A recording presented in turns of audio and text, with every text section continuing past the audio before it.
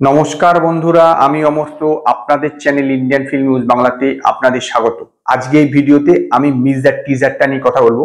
এই টিজারটাতে মূলত মেন যে ক্যারেক্টারগুলো আছে মির্জা সিনেমাটা, সেই ক্যারেক্টারগুলো ইন্ট্রোডাকশন দেওয়া হয়েছে।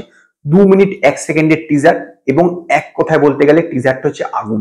সত্যি একটি দুর্দান্ত টিজার বানিয়েছে, নো ডাউট খুব দুর্দান্ত টিজার। যেরকম গ্র্যান্ড স্কেলে এটাকে বানাতে চাইছে অঙ্কুশ, সেটাতে কিন্তু যদি সেরকমই হয়ে থাকে পুরো সিনেমাটা, তাহলে কিন্তু নো ডাউট একটা বিশাল ব্যাপার হবে।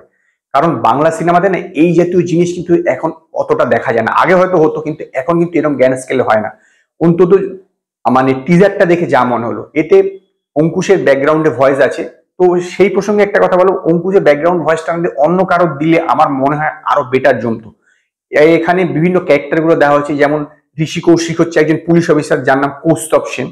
এবং ঋষি কৌশিকের যেরকম ইন্ট্রোডাকশন, ফার্স্টে ঋষি কৌশিককে দেখাচ্ছে, ঋষি কৌশিককে যেরকম ইন্ট্রোডাকশন করা হয়েছে, এরকম ক্যামেরাটা রাউন্ড হয়ে ঘুরছে, নো ডাউট বেশ ভালো, মানে চারিদিকটা দেখছে এবং তারপর ধাক্কা দিয়ে মানে জাস্ট এরকম কাদা ঝাড়ছে, সবাই পড়ে যাচ্ছে। বোঝা যাচ্ছে একটা টেরিফিক চরিত্র, মানে ডেয়ার ডেভিল পুলিশ অফিসার। তারপর হচ্ছে ঐন্দ্রিলা সেন হচ্ছে মুস্কান, একটা মাছ বিক্রেতা। তো ঐন্দ্রিলা সেনের যে সিনটা দেখানো হয়েছে, চোখ মারার সিনটা আমার মনে একটু বেটার হলে ভালো হতো। তারপর হচ্ছে যে আজাহার বলে একটা চরিত্র আছে, সেই চরিত্রটা করেছে হচ্ছে সোহের কবি।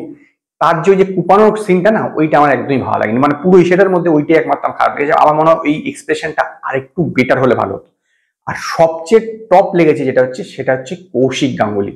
কৌশিক গাঙ্গুলি যেরকম ইন্ট্রোডাকশন দেখানো হয়েছে, জিপ নিয়ে পুরো একটা দরজা ভেঙে ঢুকছে, তারপরে যেরকম লুকসটা দিচ্ছে বা হাতগুলো এরকম মানে আঙ্গুল দিয়ে জাস্ট জিপের সেটা ধরছে, এক কথায় কিন্তু অসাধারণ। একজন ভিলেনকে এইরকম ইন্ট্রোডাকশন কিন্তু সচরাচর দেখা যায় না। এমনিতেই কৌশিক গাঙ্গুলি এর আগে অনেক সিনেমাতেই ভিলেন রোল করেছেন, কিন্তু কমার্শিয়াল সিনেমাতে আমার মনে হয় প্রথমবার করবেন ভিলেনের রোল। এখানে তার নাম হচ্ছে সুলতান।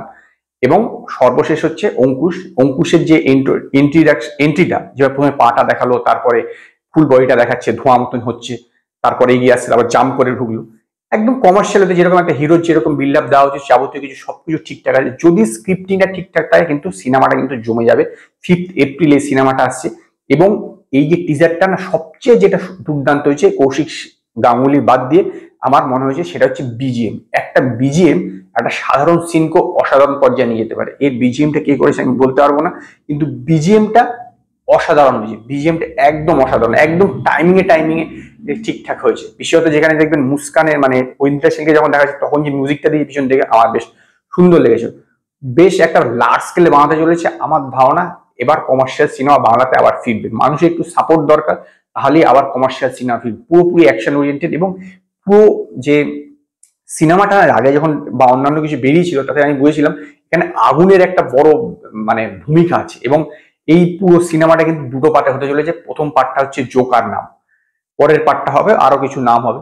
তো এই যে জোকার এখানে যে এসে, সেটাকে কিন্তু জোকার বলতে মির্জাকে বোঝানো হচ্ছে, এবং সেটা অঙ্কুশ। এখানে বিভিন্ন তাসের বিভিন্ন যে কার্ডগুলো আছে, সেগুলোর উপর বেস করে ক্যারেক্টার গুলোকে সাজানো হয়েছে, মানে একটা একটা করে নাম দেওয়া হয়েছে, যেমন কুইন, কিং, টেক্কা, এরকম ভাবে। তো তারপর গোলাম, এইগুলো এরকম একটা করে নাম দেওয়া হয়েছে। তো সেই হিসাবে ক্যারেক্টার গুলোকে আপাতত প্রেজেন্ট করা হলো। আশাবাদী আমি এরপরে টিজার আসবে, গান আসবে, ট্রেলার আসবে, সমস্ত কিছু আসবে, তখন আরো ভালো করে জানা যাবে। তো ইন্ট্রোডাকশন, ক্যারেক্টারের যে ইন্ট্রোডাকশনটা দিয়ে যেটা বানিয়ে টিজারটা, এক কথায় আগুন। আমার খুবই ভালো লেগেছে। আমি রেকমেন্ড করবো আপনারা একবার দেখে নিন, তাহলে আপনাদেরও আরো ধারণা হবে এবং আপনাদেরও আশা করি ভালো লাগবে। এবং আমি বলবো, অঙ্কুশের এই প্রচেষ্টার পাশে বাংলার দর্শকদের অবশ্যই পাশে থাকা উচিত। যদি আপনাদের এই ভিডিও পছন্দ হয়, তো লাইক করুন, কমেন্ট করুন, শেয়ার করুন।